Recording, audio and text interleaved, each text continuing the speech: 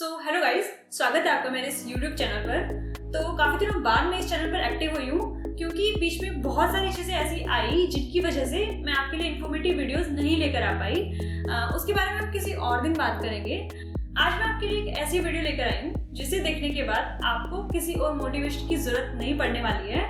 तो आज मैं आपके साथ अपनी सैलरी स्लिप शेयर करने वाली हूँ क्योंकि मुझे लगता है सैलरी ही एक ऐसी चीज़ है जिसके लिए हम दिन रात एक कर रहे हैं, जिसकी वजह से हम एक अच्छी लाइफ जी पाएंगे और जिसकी वजह से हम वो सब अपनी फैमिली को दे पाएंगे जो कि हम देना चाहते हैं। एक टाइम मेरा भी था जब मैं आप ही की तरह प्रिपेयर कर रही थी और मैं भी घर पर बैठकर आप ही की तरह ही वीडियोस देखा करती थी कि जॉब लगने के बाद जो है वो कितनी सैलरी अकाउंट में क्रेडिट होने वाली है। उस टाइम पर तो यकीन ही नहीं होता था कि हाँ कभी मेरे अकाउंट में भी इतनी सैलरी क्रेडिट हो सकती है, बट फाइनली ये चीज़ अचीव हो गई है।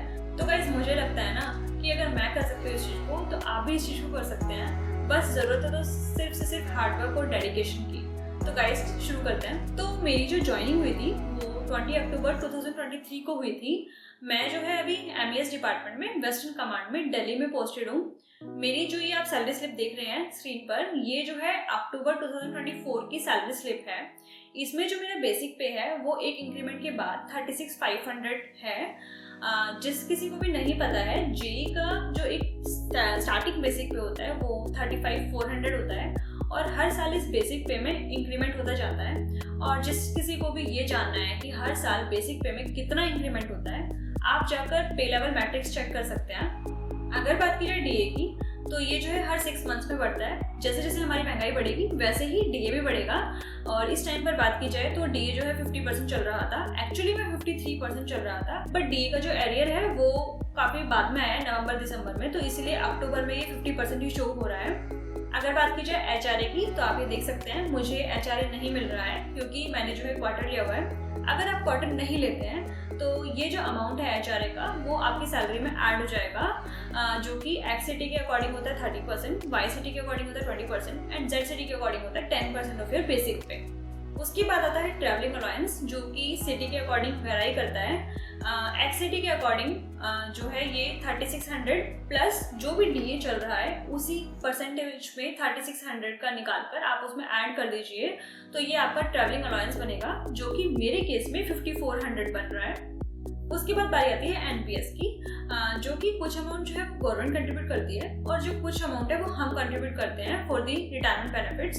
इसका जो अमाउंट है रिटायरमेंट के बाद आपको 60% तुरंत बाद मिल जाता है और जो 40% है वो आपको मंथली पेंशन की तरह मिलता है। तो गाइज अगर आप इन सभी को ऐड करते हैं तो जो आपकी ग्रॉस सैलरी बनेगी वो 67815 बनेगी विदाउट HRA, और अगर आप इसमें HRA भी ऐड कर देंगे तो ये आपकी बनेगी 78765। इसके बाद हम कुछ डिडक्शंस की बात कर लेते हैं। इन डिडक्शंस को हटाकर ही आपकी जो है इन एंड सैलरी बनेगी। तो गाइस डिडक्शंस में बात करें तो सबसे पहले जो NPS गवर्नमेंट ने कंट्रीब्यूट किया है और जो हमने खुद ने कंट्रीब्यूट किया है वो आपका ग्रॉस सैलरी से माइनस हो जाएगा। उसके बाद आप देख सकते हैं CGIS, जो कि एक तरह का लाइफ इंश्योरेंस है, जो कि हर मंथ लेवल के अकॉर्डिंग, जो भी आपका लेवल है, लेवल 6 या लेवल 7, लेवल 8, जो भी आपका लेवल है, लेवल के अकॉर्डिंग आपकी जो ग्रॉस सैलरी है उससे एक पर्टिकुलर अमाउंट हर मंथ डिडक्ट होगा।